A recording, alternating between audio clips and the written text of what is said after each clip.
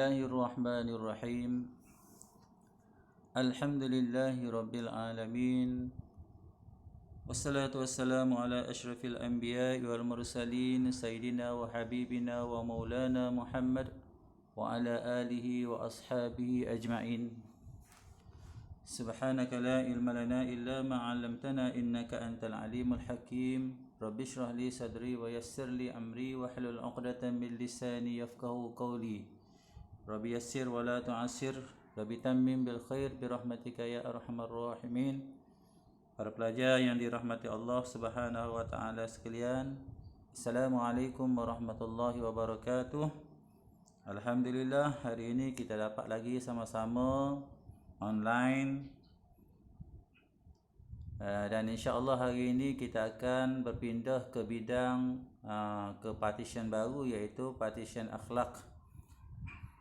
Dan tajuk yang untuk kita belajar hari ini ialah tajuk yang kedua dalam bidang akhlak ini, iaitu khauf dan roja.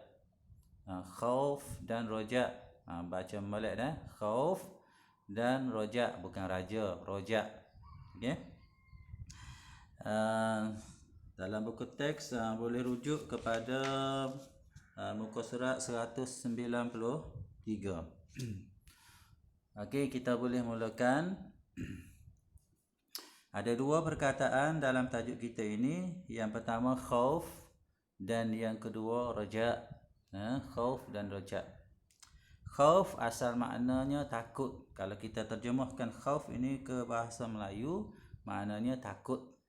Raja kalau kita terjemah ke bahasa Melayu, maknanya harap, mengharapkan, harap. Itu raja. Kita tengok maksudnya yang diberi dalam buku teks kita ialah khauf, maksudnya ialah takut kepada kemurkaan dan azab Allah Subhanahu wa taala dengan menjauhi segala larangannya. Kita ada perasaan takut. Takut kepada apa? Takut Allah Subhanahu wa taala murka. Takut Allah Subhanahu wa taala menimpakan azab kepada kita dengan cara macam mana? Dengan cara kita kena jauhi segala larangan Allah Subhanahu wa taala. Oleh itu, kalau kita rasa takut kepada Allah Subhanahu wa taala, takut Allah murka, takut Allah bagi azab kepada kita, caranya tidak lain ialah dengan kita jangan laksanakan apa yang Tuhan larang, iaitu kita menjauhi segala larangan Allah SWT. Ya, takut kepada Allah ni tidak macam kita takut kepada orang. Tidak macam kita takut kepada hantu. Kita lari daripada hantu, daripada orang kalau kita takut. Tapi kalau kita takut dengan Allah SWT, kita kena mendekatkan diri dengan Allah SWT. Okey? Caranya ialah semua yang Allah SWT larang jangan dibuat. Nanti Tuhan murka, dan apabila Allah SWT murka, Allah akan menimpakan azab kepada kita di hari akhirat nanti. Jadi perasaan takut ni mesti ada kepada setiap individu, setiap daripada kita. Kena takut kepada Allah SWT.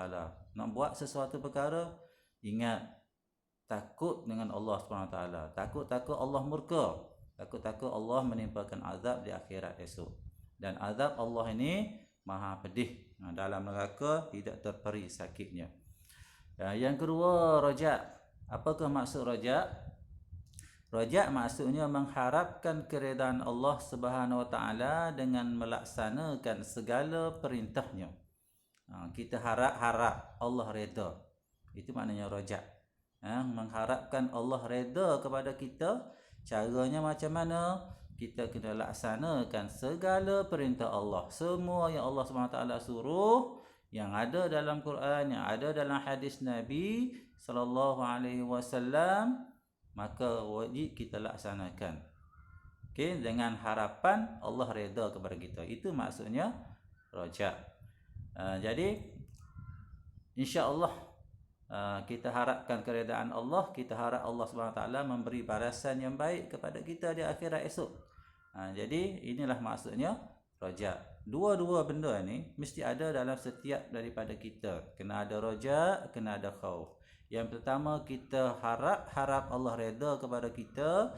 Kita harap Allah beri balasan yang baik kepada kita di akhirat nanti dengan memasukkan kita dalam syurga. Dalam masa yang sama, kita kena ada perasaan takut. Takut dengan Allah Subhanahu Wa Taala, takut Allah murka. Okey, takut Allah murka, dan di akhirat esok takut Allah Subhanahu Wa Taala memasukkan kita dalam neraka. Ini takut. Jadi dua-duanya kena ada raja dan juga khauf. Okey. Apakah dalil dalam Al-Quran yang menghendaki kita bersifat dengan sifat dua benda ni? Okey, khauf dan raja. Ada ayat Quran, di sini disebut dua ayat Quran. Yang pertama dalil tentang khauf, yang kedua dalil tentang raja. Mari kita baca. Dalil khauf. Bismillahirrahmanirrahim. فلا تخافوهم وخافون إن كنتم مؤمنين. Maksudnya, maka janganlah kamu takut kepada mereka, tetapi takutlah kepadaku jika kamu memang orang yang beriman. Surah Ali Imran ayat 175. Jangan takut ke orang, jangan takut kepada mereka. Jangan takut kepada makhluk, tapi takutlah kepada aku, maknanya takut kepada Allah. Kena takut kepada Allah, kena ada perasaan takut kepada Allah jika kamu memang orang yang beriman. Kalau kita orang beriman, kena takut dengan Allah Subhanahu Wa Taala. Kemudian dalil untuk raja yang kita biasa baca dalam surah As-Sajdah. Bismillahirrahmanirrahim. تتجافى جنوبهم عن المضاجع يدعون ربهم خوفا وطمعا ومما رزقناهم ينفقون. Maksudnya, mereka, iaitu orang-orang beriman, mereka ni maknanya orang-orang beriman, menjauhkan diri daripada tempat tidur. Menjauhkan diri daripada tempat tidur maknanya tidak tidur. Malam-malam tidak tidur ni orang-orang beriman ni. Dan sentiasa berdoa kepada Tuhan mereka. Kenapa mereka tidak tidur? Malam-malam mereka sentiasa berdoa kepada Tuhan mereka dengan perasaan takut. Jadi doa ni kena ada perasaan takut. Takut kepada Allah serta penuh harap. Takut dan penuh harap, maknanya takut itu khauf, penuh harap maknanya raja. Ada dua-dua di sini. Dan mereka mendermakan sebahagian daripada apa yang kami rezekikan kepada mereka. Jadi inilah sifat orang beriman yang disebut dalam ayat ini. Malam-malam tak tidur, berqiyamul lail, sentiasa berdoa kepada Allah SWT dengan dua perasaan. Yang pertama takut dengan Allah Subhanahu Wa Taala, yang kedua kena harapkan keredaan Allah Subhanahu Wa Taala. Okey, dan sifat seterusnya ialah orang beriman ni mendermakan sebahagian daripada rezeki. Maknanya Tuhan bagi rezeki kepada dia, dia infak, dia dermakan kepada orang lain. Ini sifat orang beriman. Jadi dua-dua ayat ini memberi dalil kepada kita Allah Subhanahu Wa Taala menghendaki kita bersifat dengan khauf dan raja ini. Okey, ini perintah Allah Subhanahu Wa Taala. Okey, seterusnya, adakah Rasulullah sallallahu alaihi wasallam mengamalkan sifat khauf dan raja ini? Okey. Rasulullah sallallahu alaihi wasallam walaupun baginda Rasulullah, baginda Nabi, baginda tidak ada dosa, tapi Rasulullah menzahirkan perasaan khauf dan raja ini. Rasulullah sendiri menzahirkan. Contohnya macam mana? Okey. Contoh yang pertama, Rasulullah sallallahu alaihi wasallam mendirikan solat gerhana matahari dengan khusyuk.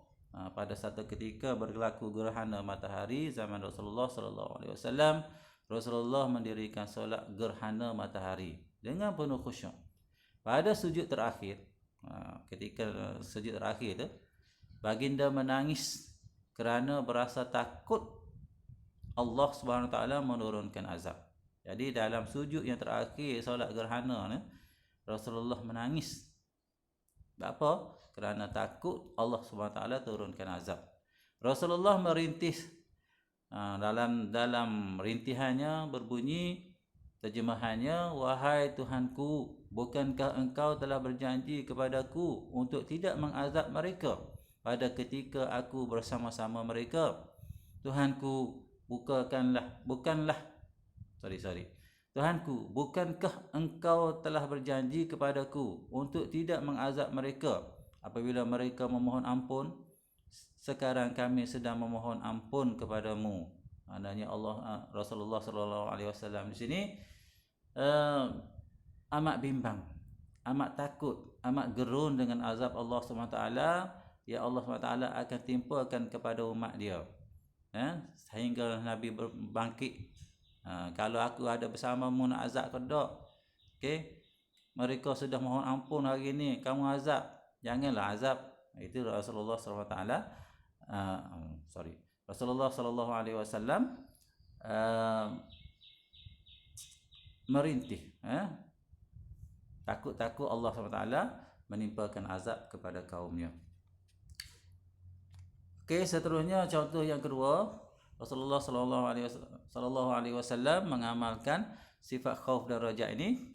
Ada tersebut dalam satu hadis yang diriwayatkan oleh Anas, meriwayatkan bahawa Rasulullah sallallahu alaihi wasallam menziarahi seorang lelaki yang sedang terlantar. Rasulullah pergi ziarah, ada seorang lelaki yang sakit, terlantar, tak boleh bangun. Lalu bertanya perasaannya ketika itu. Rasulullah tanya, apa perasaanmu masa tu? Lelaki itu memberitahu baginda bahawa dia sangat mengharapkan rahmat Allah Subhanahu Wa Taala dan berasa takut akan dosa-dosanya yang pernah dilakukannya. Apa yang diharapkan, apa yang ada dalam kepala lelaki yang sakit itu ialah dua je. Yang pertama, dia harap Allah SWT bagi rahmat kepada dia. Yang kedua, dia harap agar dia sangat takut dosa-dosa dia yang pernah dia buat akan membawa kecelakaan kepada dia. Dua benda tu ada dalam perasaan lelaki yang sakit itu. Lalu Rasulullah SAW bersabda, maksudnya tidak berhimpun kedua-duanya dalam hati seseorang hamba Allah pada ketika itu, melainkan Allah SWT memberi apa yang diharapkan dan menyelamatkannya daripada apa-apa yang ditakutinya. Maknanya tidak berhimpun, maknanya kalau ada dua-dua perasaan ini dalam sejiwa, dalam hati seorang laki-laki hamba Allah, maknanya ada perasaan harap rahmat Allah, raja, dan yang kedua ada perasaan takut akan dosa-dosanya. Kalau ada dua benda ini dalam hati seseorang hamba Allah, maka Allah akan balas mana? Memberi apa yang diharapkan dan menyelamatkannya daripada apa yang ditakutinya. Tuhan akan beri apa dia diharap, maknanya dapat rahmat Allah, dan Allah selamatkan dia daripada apa yang ditakutinya, maknanya daripada azab Allah Subhanahu Wa Taala.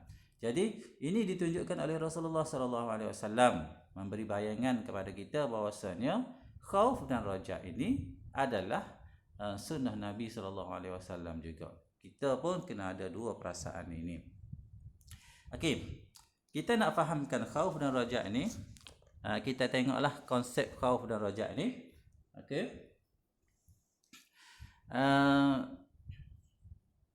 Bagaimana kita nak laksanakan? Rasa takut kepada Allah SWT hendaklah diiringi dengan tindakan yang selari dengan syarak. Kalau kita rasa takut dengan Allah SWT, maka tindakan kita kena menunjukkan kita takut dengan Allah SWT, dan takut kita ini seiring dengan apa yang dikehendaki oleh syarak. Tak betul kalau kita takut tapi kita tetap malas sembahyang. Takut dengan Allah SWT, buat ibadat pun malas. Tak betul. Kalau kita takut kepada Allah SWT, kena seiringkan dengan tindakan. Dan tindakan itu biarlah selari dengan syarak ataupun kehendak Allah SWT. Yang kedua, seseorang yang mengharapkan keredaan Allah SWT hendaklah melakukan amal ibadah dan menjauhi perbuatan maksiat. Kalau kita harap Allah redha dengan kita, kita faham molek, maka kita kena buat ibadah dan jauhi maksiat. Tak betul kalau orang itu harap Allah redha tapi ibadahnya tak buat. Maksiat buat sama. Itu tak betul. Yang ketiga, ganjaran syurga dapat memberi motivasi untuk seseorang itu mendekatkan diri kepada Allah Subhanahu wa taala. Kita harapkan Allah bagi ganjaran syurga kepada kita, itu harapan kita. Maka sepatutnya ia jadi motivasi kepada kita untuk kita dekatkan dengan Allah Subhanahu wa taala. Okey? Tak betul orang itu mengharapkan syurga tapi tak buat sesuatu, tak ada motivasi nak buat ibadat. Itu tak betul. Yang keseterusnya, perasaan khauf terhadap balasan neraka akan menjadi benteng daripada keinginan melakukan maksiat sepatutnya. Okey? Kalau kita takut Allah balas dengan neraka, sepatutnya kita tak buat maksiat. Okey, sepatutnya dia jadi benteng kepada kita daripada buat maksiat. Nak buat maksiat, ingat kepada neraka Allah Subhanahu wa taala. Yang seterusnya, perasaan raja akan mendorong seseorang untuk berlomba-lomba melakukan ibadah tanpa putus asa terhadap rahmat Allah Subhanahu wa taala. Dengan adanya perasaan raja ni, kita harap Allah SWT beri balasan, beri keredaan, beri balasan syurga kepada kita ni. Sepatutnya ia juga menjadi motivasi kita nak berlomba-lomba untuk buat ibadah. Okay? Tak putus asa mendapatkan rahmat Allah Subhanahu wa taala. Dan terakhir sekali, khauf dan raja adalah berpaksikan husnuzan, iaitu bersangka baik kepada Allah Subhanahu wa taala. Okey? Kita kena husnuzan, bersangka baik dengan Allah SWT. Dengan ada dua perasaan ini, insya-Allah Tuhan akan menyelamatkan kita daripada ketakutan kita dengan azab Allah SWT, dan juga Tuhan akan memberi ganjaran kepada kita, membalas dengan syurga kerana kita mengharapkan keredaan Allah SWT. Kita husnuzan, baik sangka dengan Allah, insya-Allah Tuhan akan bagi. Okey? Jangan duduk su'uzon, jangan memputus harapan, kita sangka bahawa Allah tak bagi kepada kita. Okay? Allah akan masuk kita dalam neraka, Allah tak ampunkan dosa kita. Sedangkan kita ada dua perasaan ini. Sepatutnya kalau ada dua perasaan ini, kita baik sangkalah dengan Allah Ta'ala, insya-Allah Tuhan akan selamatkan kita daripada apa yang kita takut, dan Tuhan akan beri ganjaran kepada kita apa yang kita harapkan, insya-Allah. Okey, seterusnya ini teknikal. Macam manakah cara kita nak dapatkan sifat khauf ni ada dalam diri kita ni? Okey, biar dalam diri kita ni timbul khauf, takut dengan Allah Subhanahu Wa Taala. Macam mana nak buat? Cadangan dia ialah yang pertama, bergaul dengan ulama dan para salihin. Tak dapat tidak, kita kena stay, kita kena berkawan, bergaul dengan orang-orang alim dan juga orang-orang soleh. Jangan bergaul dengan orang-orang yang buat maksiat. Okey, budak-budak yang suka teringat kepada Allah SWT, kawan-kawan yang liar, itu tidak membawa kepada kita takut dengan Allah SWT. Yang kedua, sentiasa mengambil iktibar daripada kisah kaum terdahulu. Kita baca kisah-kisah kaum terdahulu, kaum Ad, kaum Samud, kaum Nabi Lut, disiksa, oleh Allah Subhanahu Wa Taala. Patutnya menjadi iktibar kepada kita. Kita kena takut, kita buat dosa, Allah Subhanahu Wa Taala akan balas sepatutnya. Yang ketiga, cara kita nak dapat khauf, kita kena sentiasa bertaubat. Buat salah, buat dosa, taubat terus. Astaghfirullahalazim. Dan insya-Allah lama-lama kita akan ada perasaan takut itu. Dan satu lagi sifat dia beri di sini ialah sentiasa mengingati mati. Orang itu kalau ingat kepada mati, dia tak terlintas nak buat jahat selalu. Okey, dia akan rasa takut sangat. Okey, takut sangat dengan balasan Allah Subhanahu Taala. Ingat mati. Nak buat jahat, ingat mati. Okey, nak buat sesuatu, ingat kepada mati. Okey. Itu cara dia cadangkan di sini. Untuk mendapatkan raja, dia pun juga cadangkan cara-cara kita nak mendapatkan sifat raja. Iaitu kena ada dalam hati kita mengharapkan. Okey? Apa yang kita kena buat ialah yang pertama, bermujahadah menentang hawa nafsu. Maknanya kita kena berjuang sungguh-sungguh menentang musuh kita dalam diri kita sendiri, iaitu hawa nafsu. Hawa nafsu ni sentiasa menyuruh kita buat jahat. Maka kita kena tentang hawa nafsu ni. Okay? Yang kedua, melaksanakan amal ibadah dengan penuh kesungguhan dan istiqamah. Okay, kita buat amal ibadah tu sungguh, dan istiqamah maknanya konsisten. Okay, jangan angat-angat tak payah, kejap buat kejap tidak. Itu bukan istiqamah. Okay, buat ibadah itu secara sungguh dan juga konsisten. Yang ketiga, tidak berputus asa dengan merayu dan merintih kepada Allah Subhanahu Wa Taala. Jangan berputus asa, bermujahadah, bermunajat dengan Allah Subhanahu Wa Taala. Okey, merayu sama, merintih sama. Okey, bangun malam-malam merayu dengan Allah Subhanahu Wa Taala. Okey, solat sunat, kemudian doa, merayu, merintih sampai menangis air mata. Okey, mengeluarkan air mata. Itu cara kita nak mendapatkan rojak. Dan insya-Allah kalau kita boleh buat, kita akan dapat dua benda ni lah, khauf dan rojak. Seterusnya, yang terakhir sekali ialah hikmah khauf dan rojak. Kalau ada khauf dan rojak kepada dalam diri kita ni, apakah hikmah, apakah kelebihannya? Okey. Yang pertama, melahirkan insan yang sentiasa mengingati Allah Subhanahu Wa Taala dalam setiap keadaan. Kita akan ingat Tuhan sama.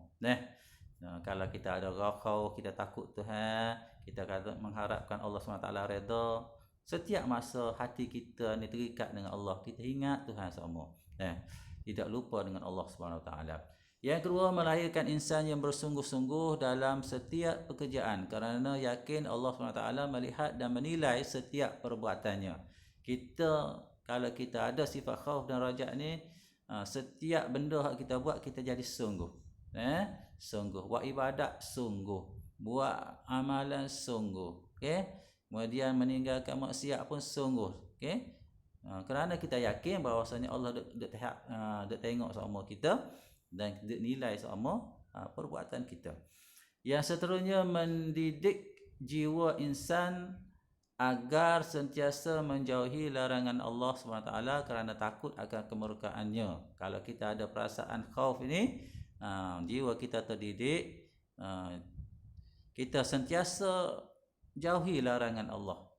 Kenapa? Kerana kita takut akan Allah murka. Jadi okey, yang seterusnya, melahirkan insan yang sentiasa gembira melakukan kebaikan supaya mendapat kemanisan iman. Jadi kita akan gembira buat kebaikan, kita rasa suka. Kerana kita tahu bahawasanya Allah SWT akan beri balasan yang baik. Okey, kita harapkan Allah beri balasan yang baik dengan perbuatan kita itu. Dan terakhir sekali, melahirkan insan yang sentiasa bertawakal kepada Allah setelah berusaha bersungguh-sungguh. Jadi akhir sekali, sifat khauf dan rajak ini membawa kita menjadi orang yang bertawakal, berserah diri dengan Allah SWT. Setelah kita usaha buat amal ibadat, kita takut dengan Allah SWT, kita elakkan maksiat, kemudian kita buat amal ibadat, maka lepas itu kita bertawakallah dengan Allah Subhanahu wa Ta'ala. Okey, yang setakat itu sahaja perbincangan kita dalam khauf dan rajak. Jadi apa yang Ustaz harapkan, yang pertama, kita boleh faham khauf dan rajak ni. Khauf tu apa dia, rajak tu apa dia. Yang kedua, kita boleh hayati dan kita masukkan dua sifat ini dalam diri kita. Biarlah ada dalam diri kita ni. Yang pertama, takut dengan Allah SWT. Yang kedua, kena ada rajak, kita harap Allah akan bagi rahmat kepada kita sama-sama. InsyaAllah dengan ada dua benda ni, kita akan jadi orang yang selamat hidup di dunia dan di akhirat. Untuk setakat itu hari ini, jangan lupa seperti biasa, salin nota ini elok-elok dalam buku nota. Aqulu qawli hadza wa astaghfirullahal azim li wa lakum wa lisairil muslimin wal muslimat wal mu'minina wal mu'minat. Assalamualaikum warahmatullahi wabarakatuh.